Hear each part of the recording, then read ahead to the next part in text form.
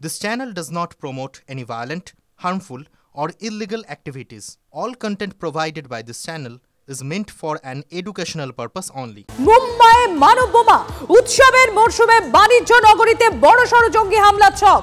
High alert জারি করল Mumbai police. গোয়েন্দা সূত্র মারফত যে দাবি করা হচ্ছে প্রায় 400 কেজি আরডিএক্স নিয়ে মুম্বাই ঢুকেছে 14 জন জঙ্গি।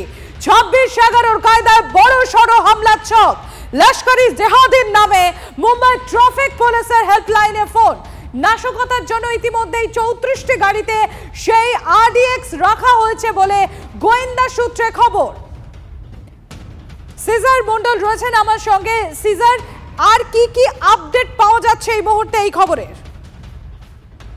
মুম্বাই ট্রাফিক পুলিশের যে হেল্পলাইন নাম্বার, সেই হেল্পলাইন নাম্বারে এই মেসেজটা ইতিমধ্যেই কিন্তু যথেষ্ট সতর্কতা নেওয়া হয়েছে, কারণ এই মুহূর্তে গোটা মুম্বাই শহর সেটা কিন্তু উৎসবের মেজাজে রয়েছে, গণপতি বিসর্জন রয়েছে এবং সামনে দীপাবলি রয়েছে, এবং সেই জায়গা থেকে বাণিজ্য নগরীতে বড়সড় নাশকতার এরকম ছক হতে পারে এই আশঙ্কাকে মাথায় রেখেই কিন্তু মুম্বাই পুলিশ থেকে শুরু করে সার্বিকভাবে ভারতীয় গোয়েন্দারা বিশেষভাবে গোটা বিষয়টা নজর দিচ্ছেন এবং বিভিন্ন জায়গায় যা যা তথ্য পাওয়া যাচ্ছে সেই সূত্রগুলোকে কাজে লাগিয়ে আদৌ এই ঘটনা ঘটেছে কিনা বা কেউ ঢুকে থাকলেও তাকে ট্রেস করার যে পর্যায়ে সেইগুলো চলছে। এবং আজকেই মুম্বাই পুলিশের পক্ষ থেকে সাংবাদিক বৈঠকও করা হয়েছে এবং সেখানেও বলা হয়েছে যে কিভাবে বাড়তি নজরদারি করা হয়েছে এবং ডিজিটাল নজরদারি অর্থাৎ সিসিটিভি থেকে শুরু করে অন্য যা যা ইলেকট্রনিক যে সার্ভিলেন্স সম্ভব সেগুলো করা হচ্ছে।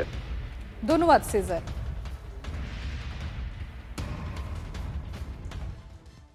जो कुछ भी आया है वो क्राइम ब्रांच उसका तफ्तीश कर रही है। एक्चुअली हमारा विजिबिलिटी बहुत ज़्यादा है, ट्रैफिक का जो हमारा social media presence is very huge. तो आपने पहले भी देखा होगा काफ़ी कुछ हमारे सोशल मीडिया प्लेटफॉर्म पे आए थे सब बहुत सारे मैसेजेस। আর এই যে মুম্বাই জঙ্গি হামলা ছক যে বিষয়টি বলা হচ্ছে, ইতিমধ্যে মুম্বাই হাই অ্যালার্ট জারি করা হয়েছে, কেন, কি উদ্দেশ্যে এটা করা হচ্ছে? আর ঠিক এই উৎসবের মরশুমে, গণেশ পূজার এই মরশুম চলছে, গণেশ উৎসবের মরশুম চলছে, তারপর নবরাত্রি রয়েছে, দিওয়ালি রয়েছে, তার মধ্যে এই থ্রেট কি বলছেন প্রতিরক্ষা বিশেষজ্ঞরা, শোনাই আপনাদের।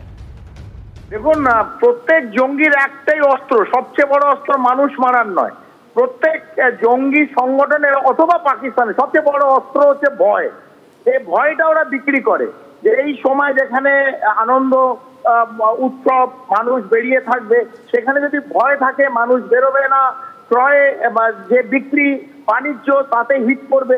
এবং আমরা প্রত্যেকে জানি মুম্বাই হচ্ছে স্টক ক্যাপিটাল অফ ইন্ডিয়া। এখানে যদি আঘাত করতে পারে কিছুভাবেই, তাহলে নিশ্চিতভাবে পুরো ভারতের অর্থনীতি কোথাও না কোথাও চেপে যাবে। আমার মনে হয় এত বেশি গুরুত্ব দেওয়ার দরকার নেই। নিশ্চিতভাবে যখন মেসেজ এসছে, যতগুলো এজেন্সি আছে খুব ক্লোজলি মনিটর করছে, এটা ভয় দেখা পাচ্ছে, এটা বেশিটা ভয় সত্যি এর মধ্যে খুব কম। দেখুন, কনভেনশনাল ওয়েতে পাকিস্তান বা পাকিস্তানের টেরর আউটফিট গুলো ভারতবর্ষে অ্যাটাক করার প্রবণতা খুব একটা ইদানিংকালে দেখাবে বলে আমার মনে হয় না। তাই জন্য আনকনভেনশনাল ওয়েতে এই ধরনের ঘটনা ঘটাবার প্রচেষ্টা অ্যাটলিস্ট করবে, এই ব্যাপারে আমি নিশ্চিত। সুতরাং এবং গভর্নমেন্ট অফ ইন্ডিয়া যথেষ্ট প্রস্তুত আছে, তার জন্য আমাদের বিভিন্ন ফোর্সেসটা প্রস্তুত আছে, যেটা একটা সত্যি কথা।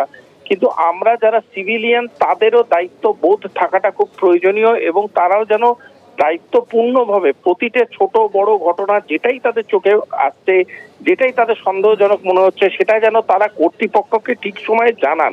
এবং মোস্ট ইম্পর্টেন্ট স্টেপ হচ্ছে সিভিলিয়ানদের তার প্রতি রেসপন্সটা। যদি ঠিক সময় খবর ঠিক কর্তৃপক্ষের কাছে পৌঁছে যায়, যে কোনো অ্যাটাক নালিফাই করার ক্ষমতা ভারতীয় ফোর্সেসরা রাখে।